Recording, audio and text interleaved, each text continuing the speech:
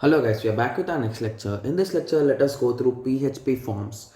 So basically, we have already discussed these PHP forms in HTML, right? Okay, so there you all have a doubt. You got a doubt, right? So we did fill the forms and everything, but when you click the buttons, there is nothing happening. It is not storing anywhere. Then what is the use of forms? You got these kind of doubts, right? So basically, PHP is used to store those values, guys. So just to assume that PHP is something, some kind of programming language or scripting language, which takes the inputs or the things from the website and stores them in the database or in terms of files or anything in the server. Okay. Okay, so let us continue. Okay, so do multiple operations like store, update, retrieve and delete. Okay, so let us go through a small program, guys, because with the help of a small program you can get a clear idea that how it is happening, like what are the functions we are writing, what are the things which we are writing, everything will be understanding, guys. Okay, so basically you will be starting with HTML. Remember again the same story, guys. You'll be writing the PHP code inside our HTML to our ease, because it will be easy for us to do any kind of operations. Okay, so initially you will be starting HTML, then head. Okay, then you will be moving on to title, closing head, body. So again PHP code inside the PHP tag, right? Question mark close in between the PHP code. Okay, so the first thing that you should remember is whenever a user enters his details and he created an account, just assume that he want to create his account or enter his details and to test our website. Okay, so when he entered his details, it could be a better idea to show him, right? So these are the details you entered, please cross check them and press OK, right? That sounds good, right? Or just once he clicked create, if it is created, if he unfortunately or miss interrupted, mistyped a single letter also, it will be a huge issue, right? So that is the reason we will be confirming it. So let us print them again to confirm from him, guys, to get confirmation from him. Okay, so let us create some variables that are nothing but dollar name, email, gender. Dollar is nothing but for every variable we'll be using dollar, guys.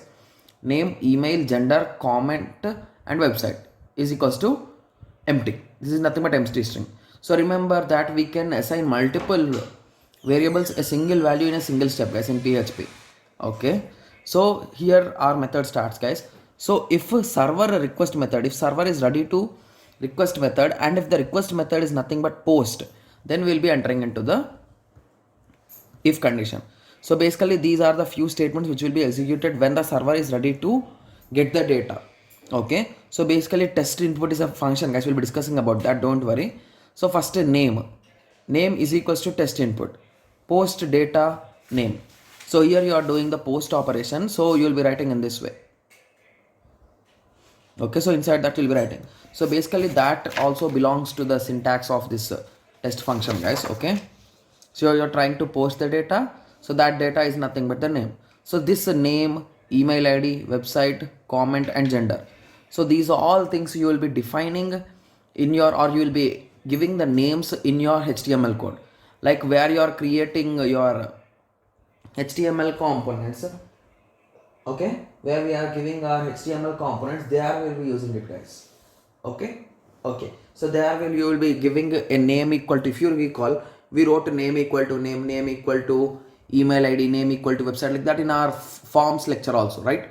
So in the same way, we will be defining these names there, so that once that is filled and submit button is clicked, those values will automatically be coming here and they are pushed into the database. Okay, so pushing into the database, we'll be discussing about that also, guys, don't worry. So for this lecture we'll be just going through how you can print them once he entered them, so that will be clear, right? So he entered it, so it will be stored in name, email, website, comment, gender. Okay, like pushing into database, we need to learn about JDBC, guys. So once we are done with that, at that time if possible I'll be taking a lecture on this also with JDBC. Okay, so after that, now let us go through the test function. So test input, so test input is nothing but a simple function, guys, you can say. So here basically if someone enters a name, sorry, assume that he entered a Ramu, but he unfortunately pressed the space for a long time. So now his name is Ramu space space space space space, like that, right? So to trim is used to remove these kind of things, guys. So you can even further modify it to right trim and left trim also. Okay, it's all your wish. Okay, similarly data strip slashes. So basically if there are any slashes, it will be removing those slashes, particularly backward slashes, guys. Okay. Similarly, data HTML special characters. So basically if there are any HTML special characters, so you might be having a doubt, what are these HTML special characters? So these are nothing but less than, bracket, greater than. So these are nothing but tags, right? So these tags all come under the special characters in HTML. So basically these are represented in the form of address. The operation is less than, so LT, the middle term is B, and again address greater than. So it is represented in this way. Okay, so you'll be representing them in the form of data, and then at the end you will be returning the data. Okay, so this data is indirectly stored into our elements now. Elements are nothing but our variables, guys, to be simple. Okay, so now let us go through the HTML code. Okay, so you just wrote some heading. After that you created the form, and remember that the method should be post, guys. There might not be any action for now because this action is nothing but the JDBC call. You'll be calling a Java servlet or any kind of file which has the JDBC code. Like JDBC is nothing but Java database connectivity, guys.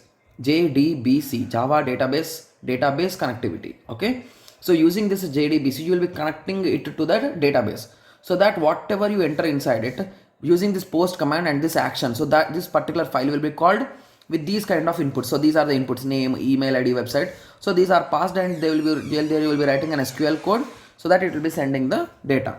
Okay. Okay, so you wrote form method equal to post. You wrote action empty. You started a table. So to represent them in a neat way, you are starting a table. So after that you wrote a tr, that is nothing but the first row is having name. Then the input type is a text. So only inside name you cannot give numbers. You can only give text. So after that you wrote name equal to names. Okay, name equal to name. So this is nothing but the variable name which you need to access when you are doing this, if you recall. Okay. Okay, similarly you will be writing for email. So for email it is always best to use email type only, guys, because email type will check for @. If @ is not there, it will not accept it. So it's just a small restriction. Similarly we are having specific time.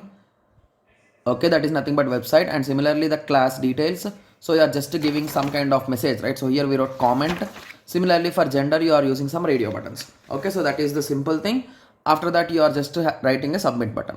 Okay, so after that again you are writing the PHP code to show the details. Okay, so here you are using echo. So you can even use print, but echo is used commonly. So echo name. After that you are using BR is nothing but to break a line, that is nothing but a line gap. Similarly you wrote email, website, comment, and gender. So at the end you ended both the body and HTML. Okay, so similarly the output will be in this way. So the output will be in this way. This is nothing but the HTML part. So whenever you enter some details and once you click submit, you will be getting the output here in the form of how you wrote here.